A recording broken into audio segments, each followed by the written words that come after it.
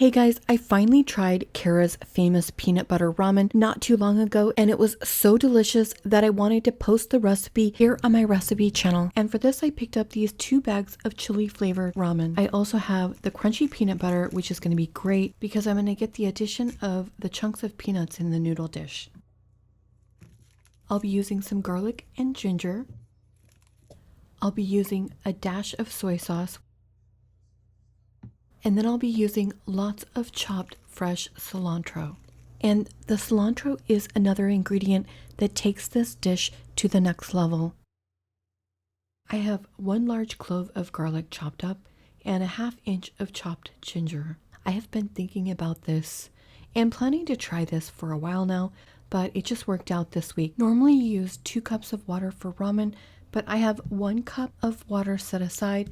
I'm going to try to cook my noodles in that 1 cup of water because obviously you don't want to have as much broth as you normally do.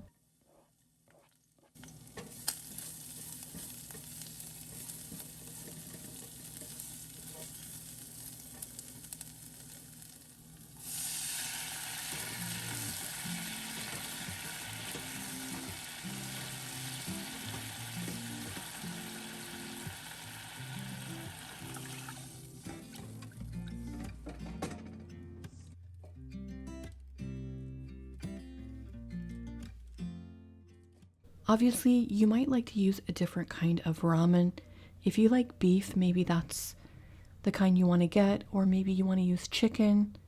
The one that I picked up, the chili, is kind of spicy, but I do like spicy foods, and I think it's going to go nicely with the peanut butter. But if you can't take spice, then I would definitely do something a little milder. And in case you missed that, I added a dash of low sodium Kikkoman soy sauce.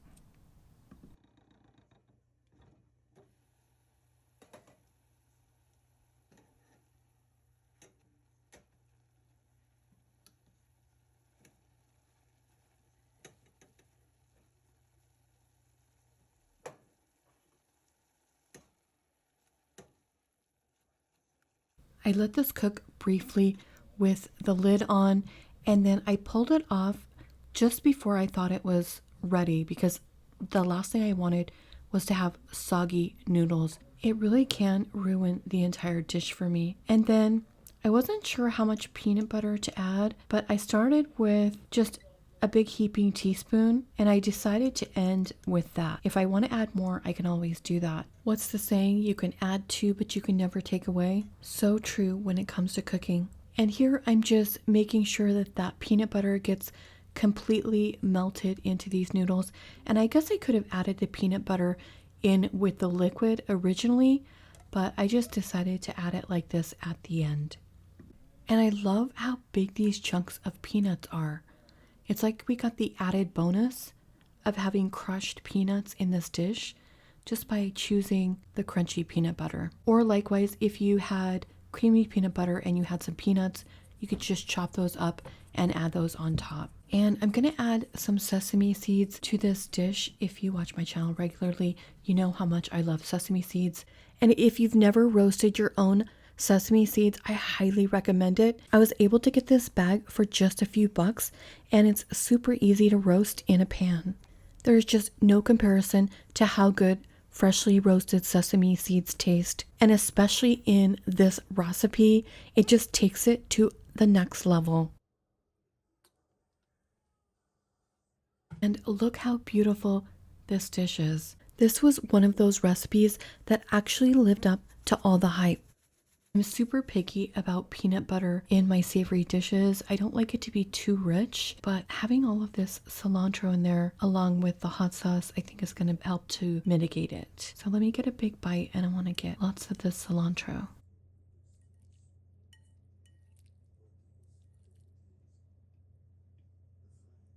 Wow. Okay, this did not disappoint. In fact, this was everything and more than I thought it was going to be. I love the cilantro with this peanut butter. You can always play around with this recipe if you want to suit your taste. For example, I love garlic, so having that strong garlic flavor is a welcome to me. This is my idea of comfort food, and I think that this is something you can just throw together as long as you have that cilantro. on hand, you can throw this together super quickly. I mean, most people would have the ingredients with the exception of maybe the ginger, which I really liked the addition of that in this. My son was saying that it might even be nice with a squeeze of lime. I also wanted to let you know that Kara says that sometimes she adds green onions, and I did have some in my fridge, so I tried those on top as well, and that was really good also. All of these toppings really just help to elevate this and make this a truly delicious recipe. Thank you so much for watching my recipe video, and I'll see you in the next one.